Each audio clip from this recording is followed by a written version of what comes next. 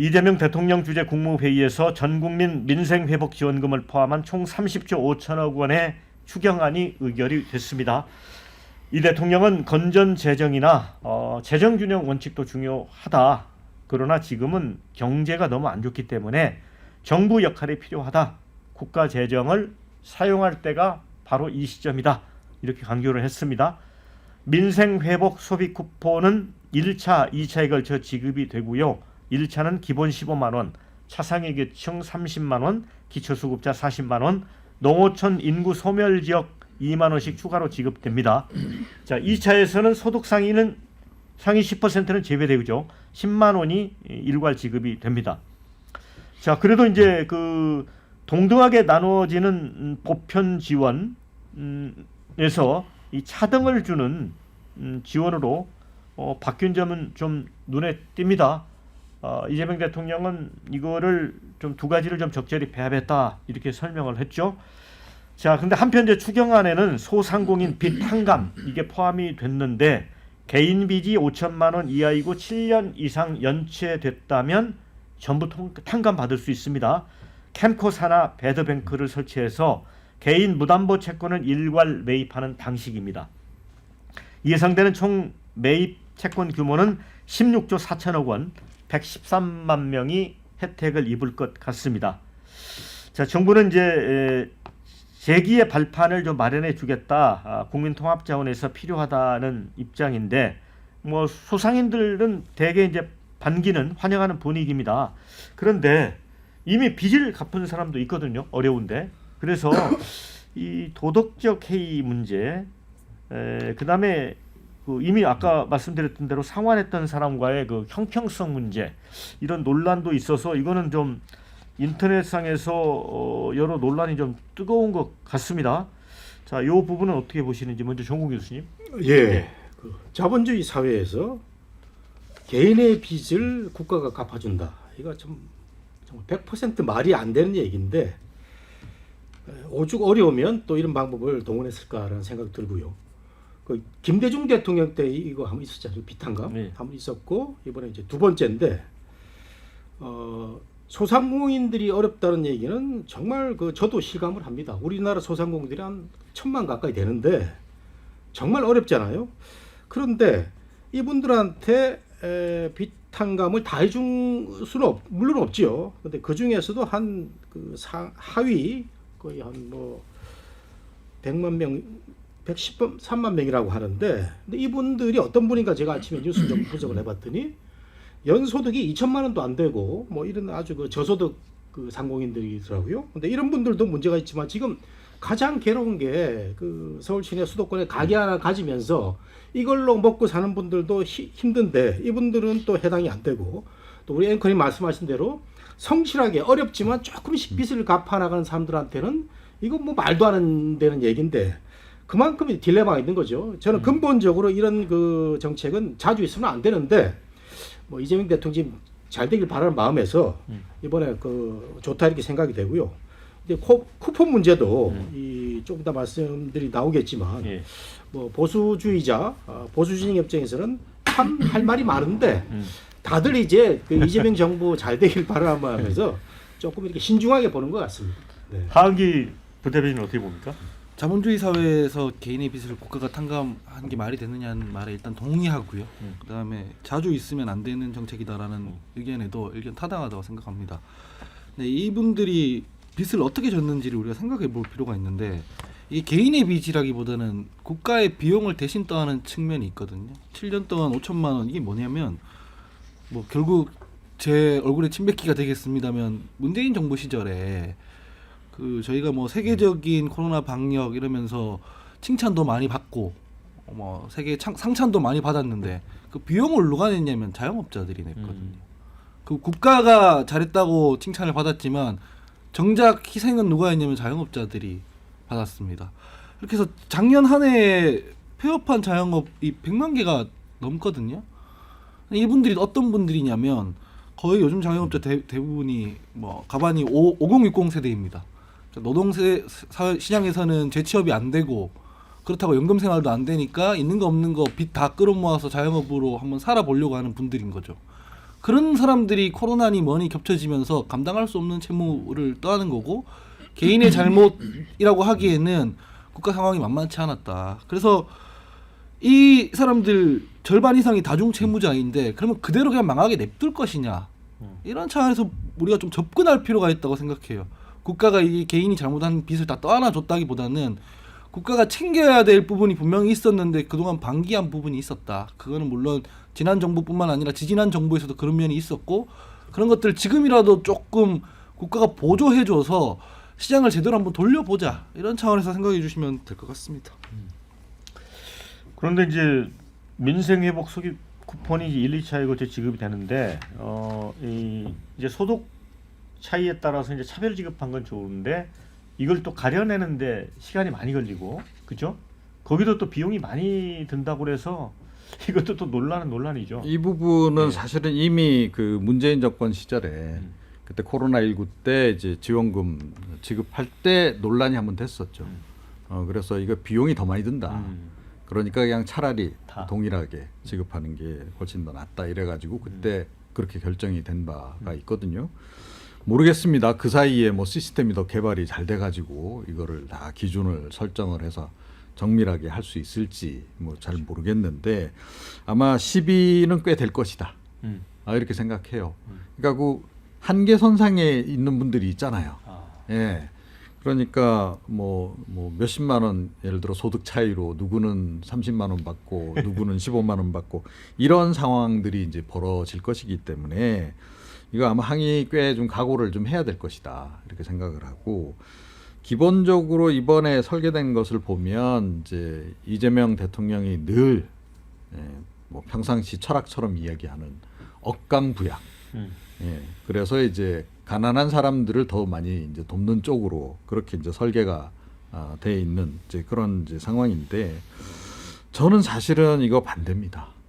왜 반대냐면 빚이 지금 너무 많이 지금 누적이 됐어요. 국가 채무가. 그래서 이번에 이거 결국 이제 채권 발행해서 국채 발행해서 빚 가지고 이걸 지금 재원을 감당할 수밖에 없는 상황이거든요. 세수 부족도 계속 좀 이어지고 있고.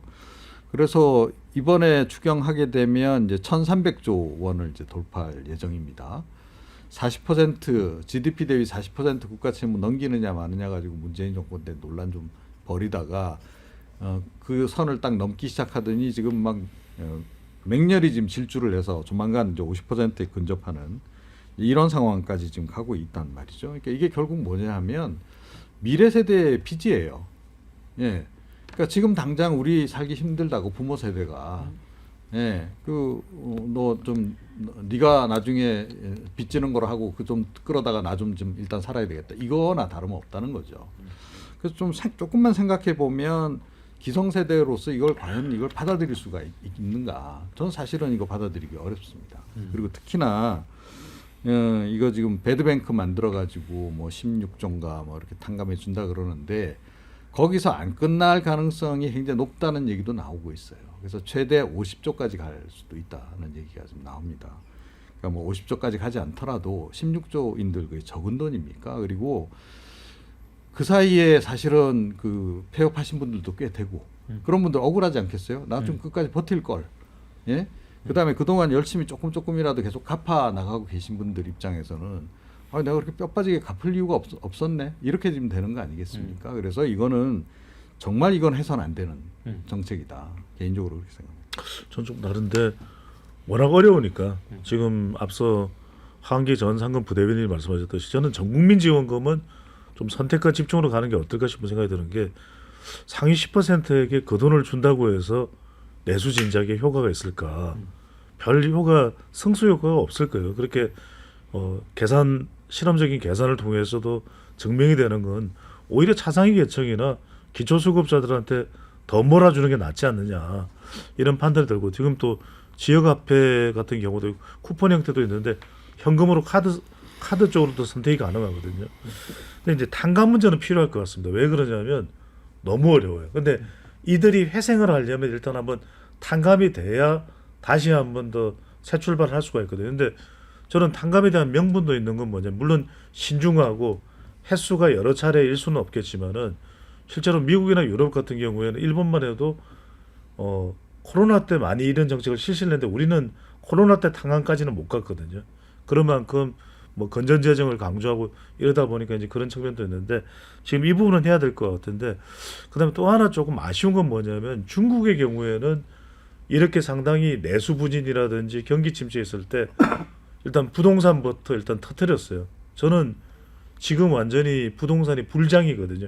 상당히 연계되어 있습니다. 연계되어 있는 것이기 때문에 설명을 드리면 저는 부동산 너무 시장을 두려워해가지고 불불장으로 가는 거를 넉넉고 지금 현 정부에서 보고 있을 일이냐.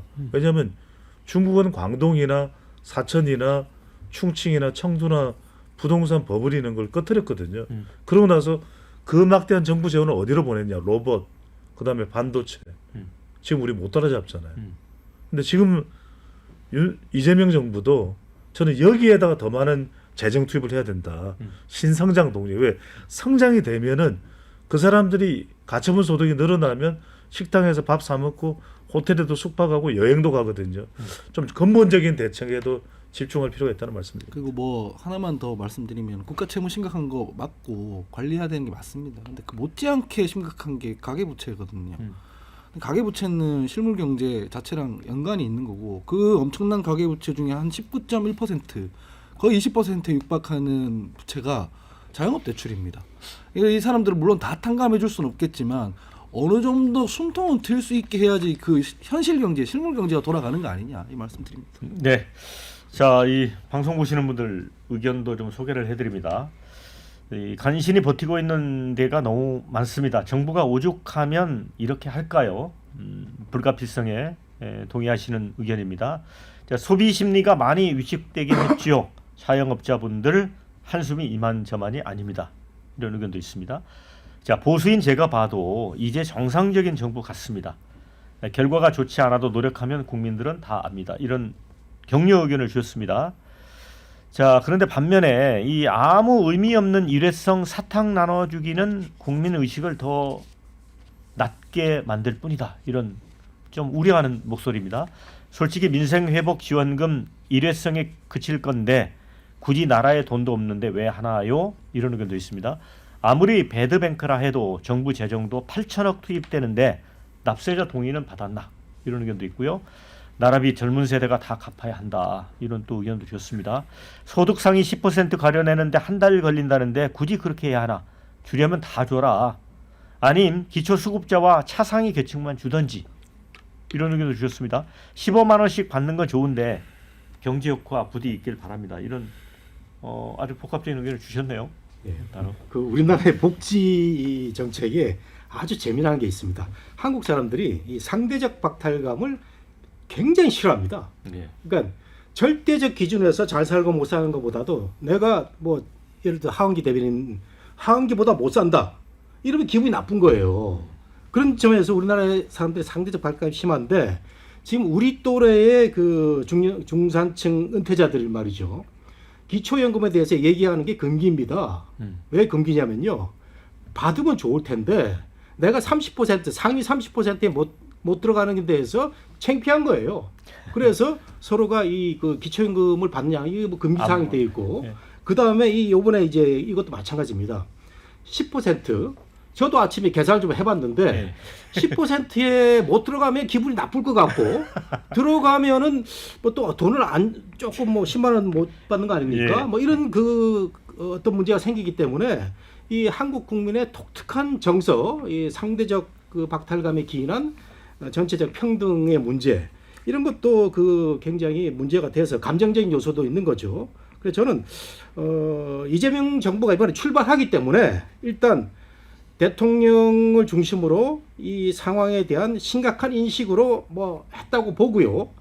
경제가 좀 살아나면 이런 방법보다는 근본적인 문제를 들어가면 좋겠다. 그다음에 이제 일본이 이 자본주의 국가답지 않게 쿠폰을 뿌렸어요. 쿠폰을 뿌렸는데 제가 최근에 일본을 갔다 와서 느낀 게 일본이 인플레에 굉장히 지금 그 시달리고 있습니다. 우리가 일본 자주 가셔서 다 알겠지만 자판기의 음료수 값이 130엔에서 150원대가 최고였어요. 그게 무너져가지고 지금 200엔 그 자판기 뉴스가 나오고 있고 제가 만난 일본의 그 지인들이 못 살겠다 이런 얘기가 나오는 걸 봐서 이렇게 푸는 것만이 능사냐라는 것도 한번 생각해 볼 필요가 있고 그래서 이재명 정부가 이번에 요거 잘 해가지고 좀 더 근본적으로 우리 경제를 좀 살렸으면 좋겠다 이런 말씀드립니다. 네. 자, 평론가님은 어떻게 보세요? 이번에 이런 30조 그 지난번 1차 추경까지 포함해서 35조 가량 될 것 같은데 이것으로 경제 못 살립니다. 예, 그리고 구조적으로 지금 우리나라는 자영업하고 소상공업이 절반 이하로 줄어들 수밖에 없어요. 사실 구조조정이 필요한 부분이 있죠. 그럼요. 그래서 이거는 사실은 이렇게 해봐야 그야말로 밑 빠진 독에 물 될 가능성이 높은 거고요. 그리고 조금 전에 이제 우리 배종찬 소장께서 이제 부동산 요즘 왜 부동산이 오르겠습니까? 예, 물가가 오를 게 뻔하기 때문에 그런 거예요. 이재명 정부는 아마 문재인 정부처럼 돈을 엄청 풀 거다. 예, 그럼 결국은 물가 상승될 수밖에 없고 물가 상승되는 상황에서는 그래서 사람들이 주로 어떤 자산을 원하나요? 금이나. 그러니까 이제 좀 변동성이 적은 거. 그런 거를 택한단 말이에요. 그래서 인플레이션을 우려한다는 그렇죠. 거죠. 인플레이션 벌써 될 거라고 생각하고 돈 있는 사람들은 강남 집값 오를 것이다라고 보고 지금 아파트를 사고 하는 거예요. 그러니까 왜 그런 거를 지금 이렇게 못 보냐. 지금 저는 사실은 이재명 대통령이 그런 일반적인 통념, 그러니까 아마 이재명 정부가 되면 분명히 돈 풀 거고 이럴 거다라는 예상이 많은 상황에서 오히려 그 역선택을 했더라면 훨씬 더 시장에 주는 효과는 컸을 것이다. 저는 그렇게 생각합니다. 뭐 다 일리 있는 얘기인데 사실은 아까 전에 상대적 박탈감 얘기도 그렇습니다. 뭐 현실이 그렇긴 하지만 사실은 가난을 부끄러워해야 되는 것 자체가 잘못된 거라고 저는 생각합니다. 얼마 전에도 뉴스 보니까 빈곤 자살이라고 해가지고 가족들 몇십만 명 없어가지고 서로 그냥 뭐 아이랑 같이 막 목숨 끊고 이런 사례가 벌어지기도 하는데 그런 것까지도 같이 챙겨야 될 필요가 있다고 저는 생각하거든요. 그래서 물론 아까도 계속 거듭 말씀드립니다만 이런 식의 정책이 계속 반복되는 거는 곤란하고 이번에 한번 시행을 했으면 그 효과에 대한 사후 분석, 추적 이런 것들을 좀 제대로 할 필요는 있어 보인다 말씀드립니다. 네.